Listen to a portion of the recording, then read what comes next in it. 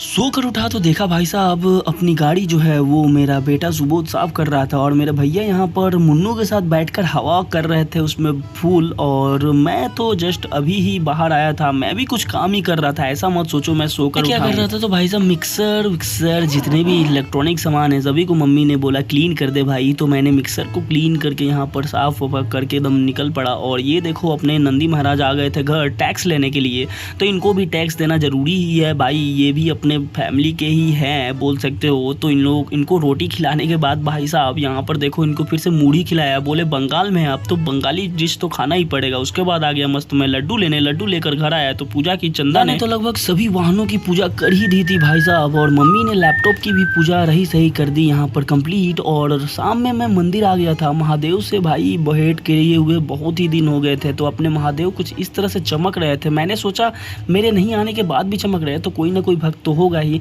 इनकी बॉक्स को मैंने ऑन कर दिया, मतलब हमारे अंदर ही आते हैं कुछ कुछ चीज़ों को काम करना। और ये हमारे रहे नंदी महाराज जो बुलाने पर आ रहे हैं भाई साहब, ये भी एक मिरेकल ही हो रहा है, पता नहीं क्यों आज इनको बुलाने पर ये भाई साहब हमेशा ही फॉर्म में रहते हैं, आते नहीं हैं, पर आ गए आज और मस्त खाना भी खाने लगे। यहाँ पर इनको खाना देकर हम लोग फिर वापस आए। उसके बाद मेला यहाँ पर अभी भी बचा हुआ है, तो मेला मैं घूमने लगा। आज सबसे ज़्यादा भीड़ थी मेला में, तो मैंने सोचा मैं भी घूम ही लेता हूँ थोड़ा देर। ये रहा मैं जो दाढ़ी वाड़ी बढ़ाकर कुछ बाबा की तरह लग रहा हूँ, पर बाबा हूँ नहीं।